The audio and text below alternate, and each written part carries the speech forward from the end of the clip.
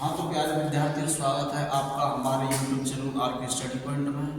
तो हम एक बहुत ही इम्पोर्टेंट वीडियो लेकर के आए हैं क्लास 12 की, जो कि सततता और अवकलनीयता चैप्टर से संबंधित है, जो कि कैलकुलस का एक पोर्शन है। तो जो क्वेश्चन की जो हम सीरीज करा रहे हैं, बहुत ही इम्पोर्टेंट क्वेश्चन की सीरीज करा रहे हैं, जो कि बोर्ड एग्जाम में आपको देखने को जरूर मिलेंगे। इनमें से जो क्वेश्चन है, पहला ये जो क्वेश्चन है, फलन fx बराबर x अपॉन, यानी फलन fx को दो तरीके से डिफाइन किया गया है। एक तो जब x का मान 0 से छोटा है, 0 से जब छोटा है x का मान, तब फंक्शन का मान है x अपॉन mod x। और एक दूसरे पॉइंट पर डिफाइन है जब x का मान 0 से बड़ा है या बराबर है 0 से, तब मान है -1। तो हमें इस फलन की सततता की जांच करनी है, यानी कि कंटिन्यूटी की जांच करनी है कि फलन ये कंटिन्यूअस है या नहीं। तो कोई भी फलन सतत फलन तब होता है जब उसकी लेफ्ट हैंड लिमिट और राइट हैंड लिमिट और वैल्यू ऑफ द फंक्शन तीनों चीजें इक्वल हो, तो फलन सतत होता है। एक तो तरीका ये होता है। एक दूसरा तरीका ग्राफिकली मेथड से होता है।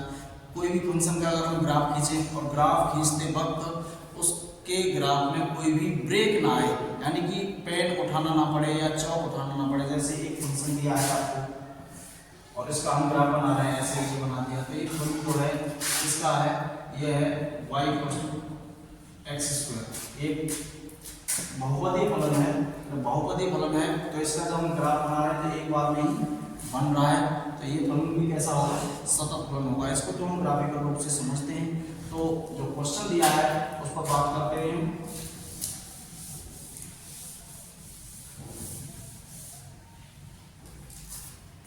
ये है fx = x upon mod x। कब है, जब x < 0, और -1 है कब, जब x > 0। सबसे पहले हम ये देखते हैं इसके चेक पॉइंट कौन सा है, यानी कि जिस बिंदु पर हमें सततता की जांच करनी है। तो सततता की जांच हम उस बिंदु पर करते हैं जहां हमें इक्वलिटी का सिंबल लगा हुआ होता है। हालांकि यहाँ दोनों इनइक्वलिटी के सिंबल हैं, यानी कि असमता के सिंबल हैं, लेकिन इनइक्वलिटी में भी हम ये देखते हैं कि जहां बराबर का चिन्ह लगा हुआ है, तो उस पॉइंट पर हम चेकिंग करते हैं तीनों पॉइंटों की। तो यहाँ 0 पर लगा हुआ है x > 0, तो हम 0 पर चेक करते हैं, लिखेंगे x = 0। तो 0 पर जब चेक करेंगे तो इसकी लेफ्ट हैंड लिमिट निकालेंगे पहले। तो x = 0 और LHL के लिए क्या हो जाएगा, लिमिट x → 0 नेगेटिव fx बराबर क्या हो जाएगा, limit x → 0 f of 0 - h, limit x → 0, यानी जब 0 नेगेटिव कर देंगे, 0 नेगेटिव का मतलब क्या है, 0 से कम। 0 से कम कितना, 0 से h कम किया गया। h है कितना, h 0 को टेंड कर रहा है, 0 की बाउंड्री को टेंड कर रहा है। 0 की बाउंड्री को टेंड करने का मतलब 0 को टच करने वाला एग्जैक्ट वो 0 नहीं है।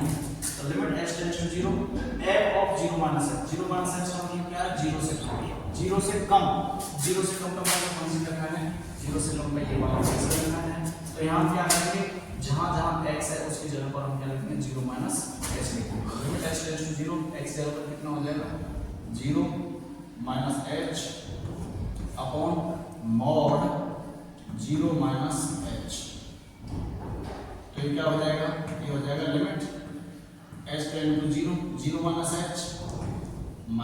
जाएगा, 0 - h और mod के बाहर जब निकलेगा तो h हो जाएगा। अब हम यहाँ डायरेक्टली h की जगह पर 0 नहीं रखेंगे, क्योंकि जैसे ही हम डायरेक्टली h की जगह पर 0 रखेंगे, यानी h के स्थान पर 0 रखेंगे, तो 0/0 कंडीशन बनाएंगे, जो कि इनडेटरमिनेट फॉर्म होती है, अनिर्धारित रूप होता है। इसलिए अनिर्धारित रूप से बचने के लिए क्या करेंगे, इसमें जो जो टर्म हमारे को बना रहे हैं उनको काट लेते हैं, इसलिए h से h कैंसिल हो जाएगा। तो वैल्यू जो आएगी यहाँ हमारी कितनी आएगी, -1 आएगी। और -1 जो कि h से 3 है, यानी कि h से स्वतंत्र है, यहाँ हमको h की वैल्यू नहीं रखनी पड़ेगी, इसलिए इसका जो मान है कितना आ जाएगा, -1 आ जाएगा। LHL की वैल्यू आई कितनी आई, LHL की वैल्यू आई -1। अब निकालते हैं RHL के लिए क्या हो जाएगा, RHL का मतलब है 0 से अधिक तक, यानी कोई भी पॉइंट ऐसा होता है कि x = 0 है। पहले तो इसकी लेफ्ट हैंड लिमिट देखते हैं। लेफ्ट हैंड लिमिट का मतलब है 0 से कम, इधर वाला पॉइंट, तो 0 से कम इधर रहेगा। फिर देखते हैं right hand limit. Right hand limit मतलब 0 से अधिक, इधर वाला हो जाएगा, तो ये इधर जो हो जाएगा वो 0 पॉजिटिव रहेगा और इधर जो रहेगा वो नेगेटिव रहेगा। तो RHS निकालना है, तो RHS के लिए कितना हो जाएगा 0 पॉजिटिव, तो यानी कि limit x tends to 0 positive fx बराबर हो जाएगा limit h tend to 0। h tend to 0 क्यों आया है, यहाँ हमने limit x tends to 0 positive. 0 positive का मतलब 0 से कुछ अधिक, 0 से कितना अधिक, 0 से h अधिक, तो यहाँ हमारा limit x tend to 0 f of 0 plus h बराबर हो जाएगा limit h tend to 0, 0 plus h का फंक्शन का मान लेंगे, 0 प्लस h का फंक्शन का मान मतलब 0 से अधिक पर फंक्शन का मान। 0 से अधिक पर फंक्शन का मान कितना है, हमको यहाँ दे रखा है, तो कितना मान है वो डायरेक्टली दे रखा है, वो -1 है। तो यहाँ RHS में जो वैल्यू आएगी कितनी आएगी -1, क्योंकि यहाँ हम और लिमिट नहीं कर सकते क्योंकि हमारे पास h है ही नहीं, तो h है नहीं तो हमारी जो अचल वैल्यू है वो डायरेक्टली हमारे पास आ जाएगी। तो LHS की वैल्यू कितनी आई -1, RHS की वैल्यू कितनी आई -1। अब इसके फलन का मान देखना है, फलन का मान कितने पर 0 पर, तो f 0 पर फलन का जो मान है यानी कि f जब x 0 के बराबर है तब भी यही फंक्शन डिफाइन है, तो f 0 पर कितना हो जाएगा -1। तो यहाँ हम क्या देख रहे हैं, लेफ्ट हैंड लिमिट भी -1 है, राइट हैंड लिमिट भी -1 है और फलन का मान भी यानी कि 0 पर उस फलन का मान भी -1 है।